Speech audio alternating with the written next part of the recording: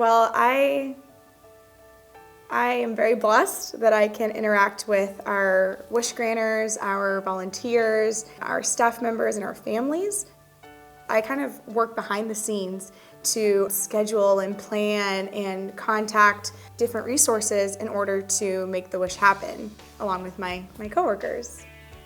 She said to me, I want to help other people. I want to be able to bring wishes to kids, to help them in so many ways.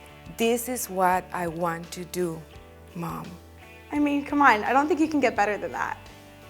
To work for someone, for an organization that's worldwide, that we just want to give. She knows and she cares about other people, and she knows how to give. And without Make-A-Wish, I wouldn't be the woman I am today. I wouldn't be the person who's sitting in front of you right now. Who knows, I may not even be alive if I didn't have that hope and that encouragement that I needed. Who knows where I would be? I was a sophomore in high school, just a boy-crazy, volleyball-playing, cheerleader kind of girl.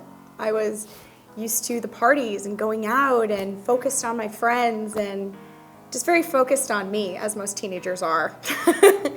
Always dancing, singing, changing clothes 3 times a day.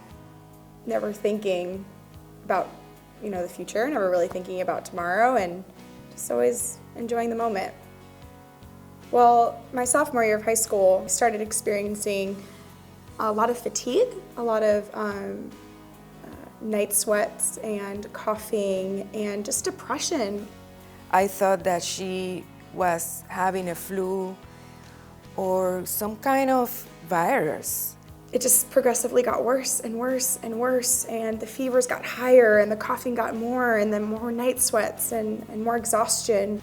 As a mom, you get a concern and you take her to the doctor, and the doctor always thought that she had the flu. With that motherly instinct that so many mothers have, decided to take me to her friend's doctor. He said I looked fine, but just to double check, he wanted to do an x-ray, a chest x-ray. So Christina and I, we stay in the room, and the doctor called and he said, I have something very important to share with you. And there was a tumor, a little larger than a softball, pressing against my lungs and my heart. And that changed our lives forever.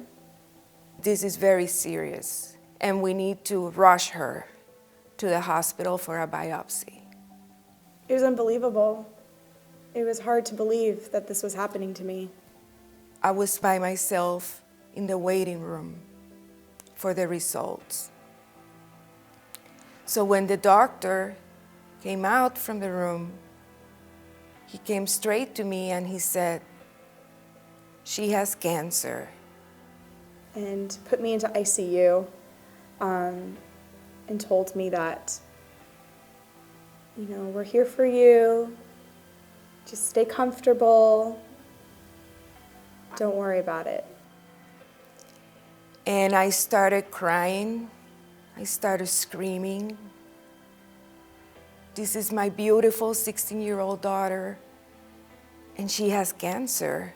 It's something that no parent wants to have those news. And trying to just comfort me through everything without really telling me what it was going on. People would be coming into my room, praying over me and consoling me and hugging me and kind of saying goodbye. When the doctor spoke to me again and he said, enjoy your daughter now because she has maybe days to live. And about a week later, that's when my mother came in and told me, you have stage 4 non-Hodgkin's lymphoma, and the doctors told me that you were going to die in a week. And I'm very glad that you're here after a week. I decided not to tell her because to be honest, I didn't know how to say it.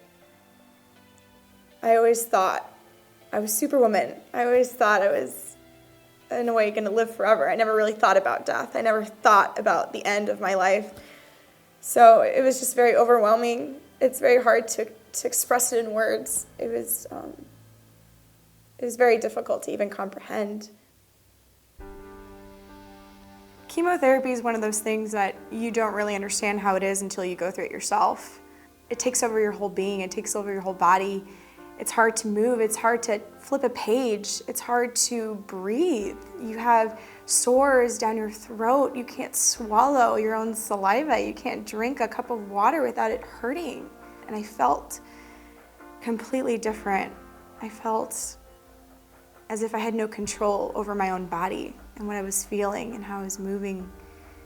So it's just, you'd rather die than go through chemotherapy, if you can even understand what I'm saying. Chemotherapy, I think, is even worse than the cancer.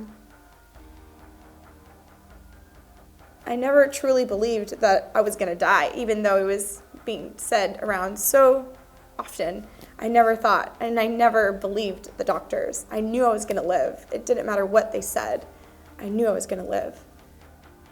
I remember her smile when I said to her, "You're still here, baby. You're still with me. And we're gonna go through this." And she says, "Mom, we're gonna go through this. We're gonna be very strong. And we are not the first family who go through this." Well, my mother, she told me about Make-A-Wish. The social workers at our hospital brought it up to my mom and told her that it was a great resource. It was one of those organizations that really cared about people and giving families hope and joy. I cannot believe this, that there's still people out there who really care for us, and we are not alone.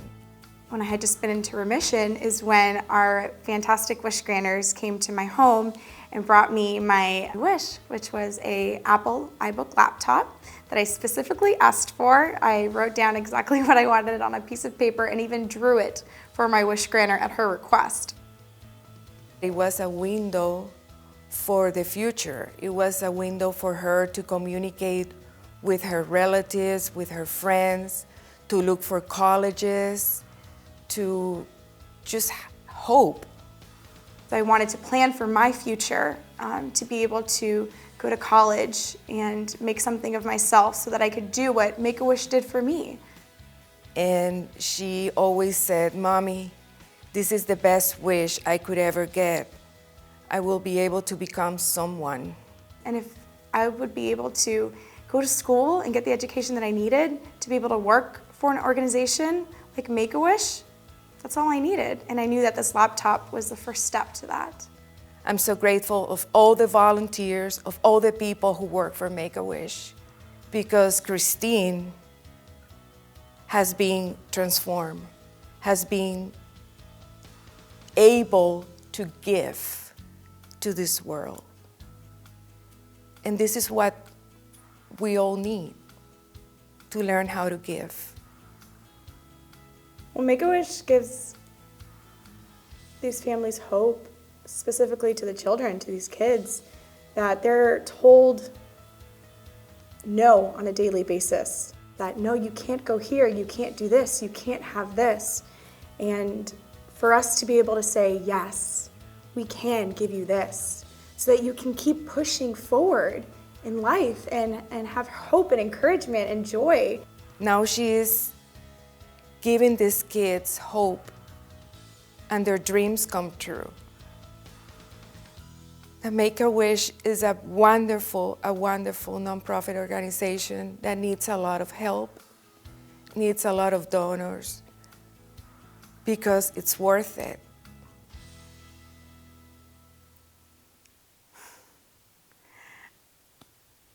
I'm talking to you directly, everyone out there. You who's sitting there thinking, should I give? How much should I give? What should I give? Without you, literally, none of this is possible. Without your generous gift that you could use for so many other things, but you choose to use for Make-A-Wish. You choose to give to these children. It's indescribable how grateful I am to you.